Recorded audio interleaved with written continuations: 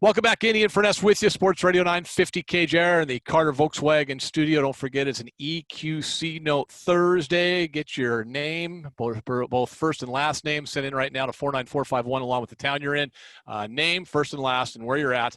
Text that to 49451, your chance to win $100 courtesy of the Emerald Queen Casino. We'll do it at the top of the hour. Joining me right now on the Beacon Plumbing Hotline, Executive Director, WIAA, Washington Interscholastic Activities Association. Mick Hoffman joins me right now. Mick, how are you and your family doing? I think you're down in Clark County, right?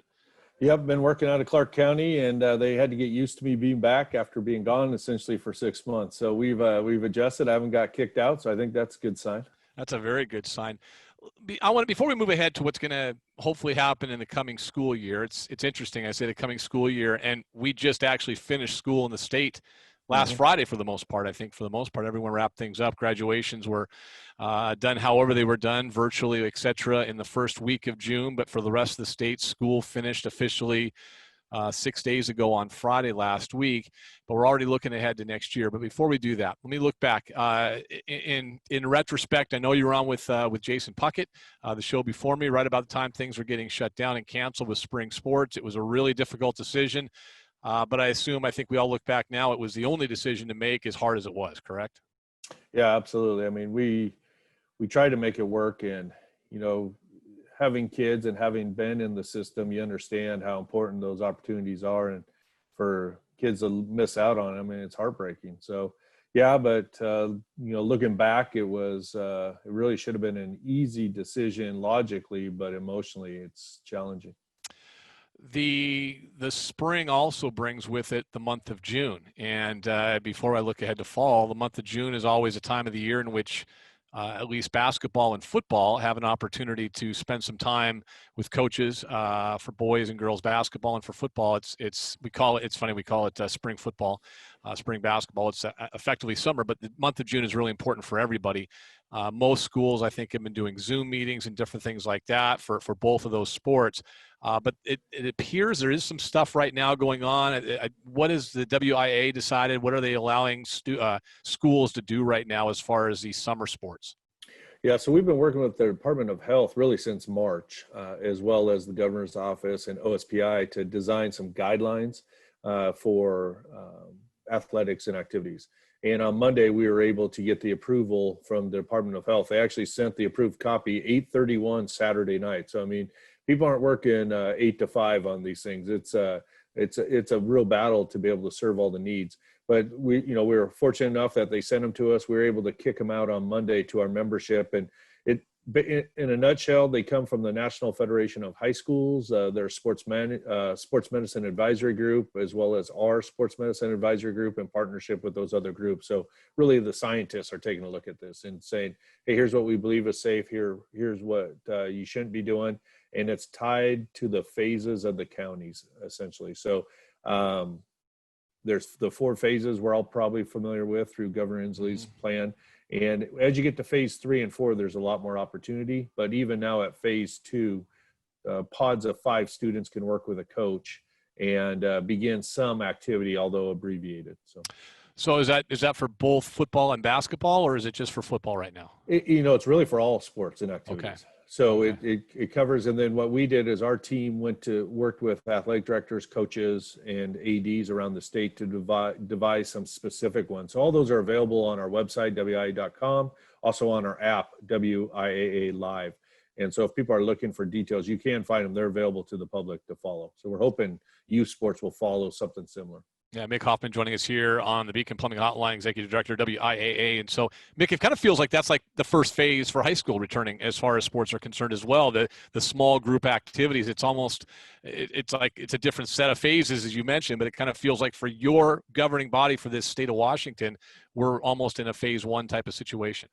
Yeah, for us, it was finally a win that we're able to give guidelines and kids can go out and start doing something again with their teammates and coaches. So yeah, it's definitely first phase. We've made some preliminary decisions on fall schedules and that as well, and philosophical decisions on how we'll run school sports once we start in the fall.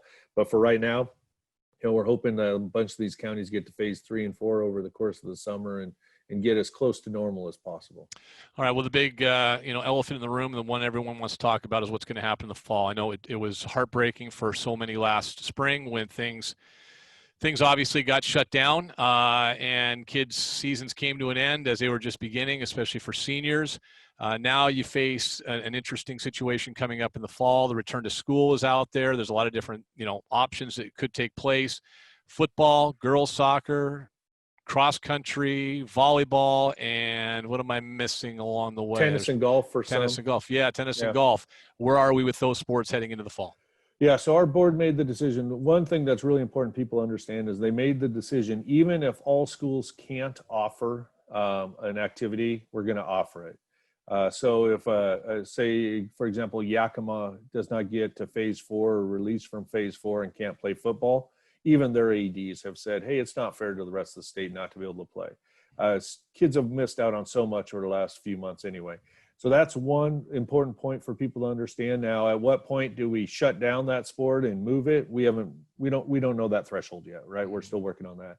Our board also decided that even if we are doing distance learning, right, in schools, if they can get kids out to cross country, we'll participate. So that's going to be a local decision.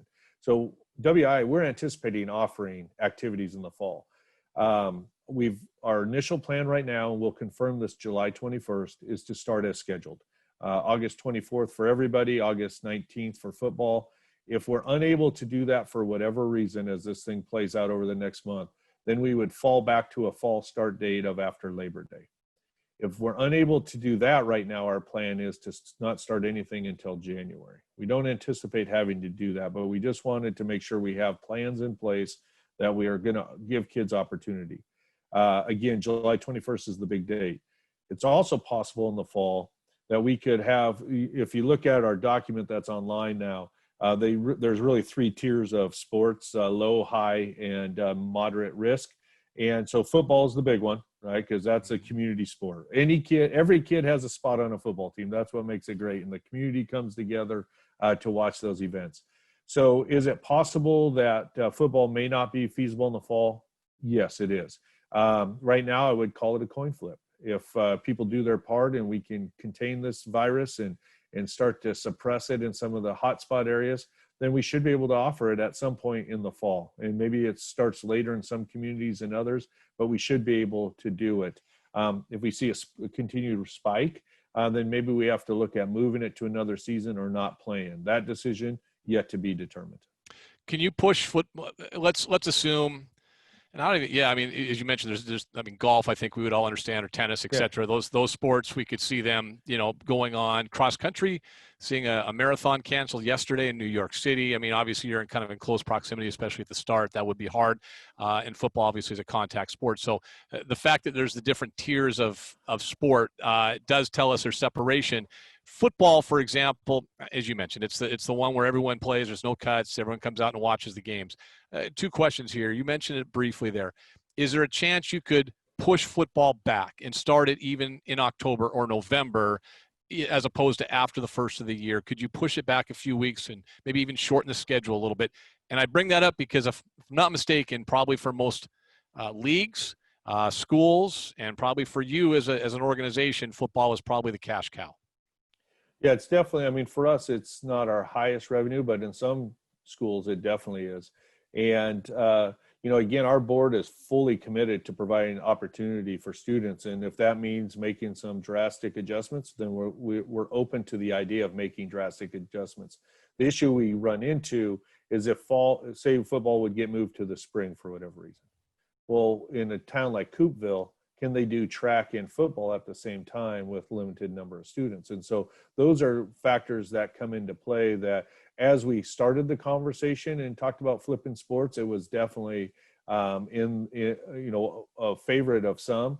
As we looked at logistics, it makes it a little more difficult. And that's across the country, right? I meet with 10 other state directors on a regular basis as we're doing this planning to steal ideas and share ideas. And we're all kind of in that same boat. So I would say nothing's off the table, but those would be more drastic measures than in a plan right now. Mick Hoffman from the WIAA joining us here on the Beacon Plumbing Hotline as we talk about what it could look like in fall. Just to confirm, so again, if there is distance learning, that doesn't necessarily mean there would be distance sports or no sports. You could have both, correct? Correct. Yeah. I mean, and you think about that, a school of 2,500 kids is going to be very difficult to have that physical distancing.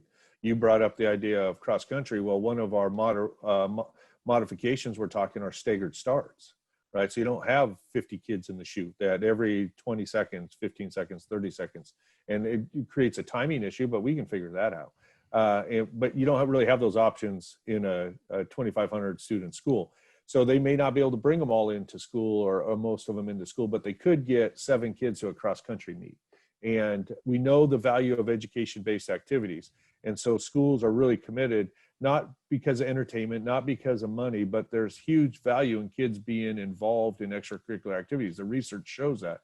And so they're committed to providing that to their students. It's hard. I mean, I've got a senior-to-be football, basketball player. I mean, it's heartbreaking to think that those guys might not have a senior year. Yeah. They're all working towards it. They're doing their Zoom meetings. They're lifting. They're preparing. They're doing all those things. And yet, there is that dark black cloud hanging over all of our heads called the coronavirus. And so I wonder, with football, would you ever be able to – I don't even know how you could do this. Could you play with limited fans? Could you play with – I mean, how would that could we have that where it would, I don't know if it's just friends and family, what would it be? How could you still play football without a full stadium, or is that even something you've discussed? Yeah, no, that's definitely a possibility, and that's a highly likely scenario, especially early in the fall, is that we would need fans to physical distance. You could come in with your family pod that you've been hanging out with and have to spread out through the stands, which would really limit who could be there, because it needs, kids want to play in front of their friends and family. So how do we do that? So there's a lot of logistics. Our athletic directors, they don't have a summer off this year, that they're having to work through that. So it's very possible we could end up in that situation. And with football, would you have to, because again, I'll go back just to the contact sport, would kids have to be tested? Right now, there's really not the capacity for testing. So there would be temperature checks, whether you're actually taking the temperature or testing to it right now based on CDC guidelines. And then you would have the tricky part would be is if you had a positive test come up and then quarantining, what do you do with that team or teams? Like they're basically out of operation for 2 weeks. So now you have holes in schedules and all that. So there's a lot of potential issues. But that's what we're doing this summer is try to troubleshoot and come up with those. So. You mentioned the January start. Let me go back to that and just kind of circle back to what you said. What would the January start be if you had to push everything back? How would that look now? Well, what we're talking about is maybe like a January 4th, January 5th start date. I can't remember the exact date that we put on the calendar, and running 3 abbreviated seasons between then and the end of June with overlap. So, now we really try not to overlap seasons, but we'd have 4 or 5 weeks potential overlap depending on how much we abbreviate a season, what we offer for postseason. So logistically, there's some challenges at schools, kids being in multiple sports at one time. For us running multiple tournaments at one time, but those aren't things that will stop us from providing an opportunity. So and I'll just use the boys sports and maybe even the girls sports. So for girls, volleyball, basketball, and softball, for example, those 3 sports, those 3 could overlap, and then football, boys basketball, baseball / track and field, those 3 could overlap and all start in January. So football would go first, basketball, and then the true spring sport would be in, May, June. Is that how it would look? Yeah, we would push winter sports season out farther, instead of starting in November, they might start at the 1st of March, and spring sports might start the 1st of May. And, but by the time you'd get through the postseason, assuming we would have a postseason, you'd be 3-4 weeks into your second season. And then we would have to most likely move some sports there. So going back to flip-flopping sports, cross country and Cheenies, probably difficult in January. And so we might need to move that to a winter sport that's actually played in the spring and move another indoor sport to the fall. And then you're dealing with facility limitations. And so we haven't gotten detailed out. We just kind of laid down dates and said, okay, if it looks like we need to fall back to this plan, here's the framework, and then we'll go for it, just like we did with the guidelines that just came out on Monday. So really, at the end of the day, and again, everything's available on your website, and we can point people there. There's a great app you guys have as well, and people can check that out.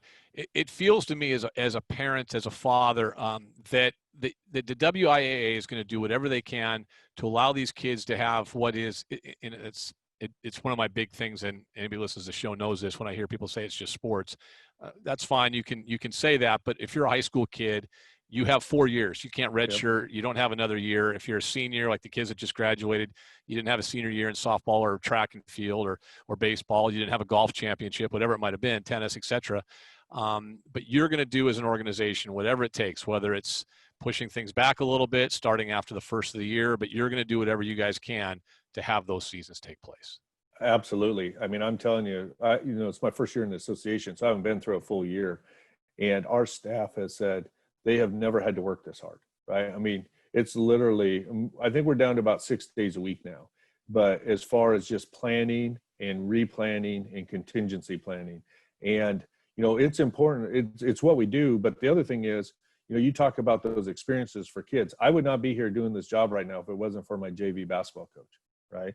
If he didn't, show some interest and help guide me through tough times in my life, then I wouldn't be here doing this for other kids. And how many hundreds of thousands of opportunities are going to be missed out on if these thousands of kids miss out on this opportunity? And so, that's how we view this. It's not just sports. Sports is the venue that we're able to help our students grow into future leaders, right? And we need those people, and we, with everything we're seeing going on in our world. So that's why this is where what they're interested in. So we need to use what they're interested in to get them to that point that when I'm retired, that they're taking care of me, right? And the rest of their community. So we're gonna do absolutely everything. We have a great staff. A lot of them have been ADs and coaches. They get it, and we know how important this is to every one of those kids beyond just entertainment. Well, you're a long way from retirement, Mick. You just started the job, for goodness sakes. Hey, after this year, I don't know. It might count as a couple extra. I keep telling. I'm mad at Mike. He didn't leave me this chapter in the book, the pandemic chapter. Yeah, where's Mike Colbreeze right now? He's got his feet up somewhere with a cold drink in his hand, I think is what he's doing, the former director of the WIAA. I hear his laugh often. Exactly. Well, listen, I applaud you guys. Again, as a parent, I know how important it is for these kids. I know that that these kids that are working out and there's an opportunity. They're doing whatever they can to stay in shape. It's horrible to see. You mentioned youth sports. Real fast. Youth sports also starting to follow some leads. I think there are some youth sports taking place, right, in the state right now. Yeah, they were given different guidelines for whatever reason, and we were excluded from those initially. And so now I think we're falling more in line. So.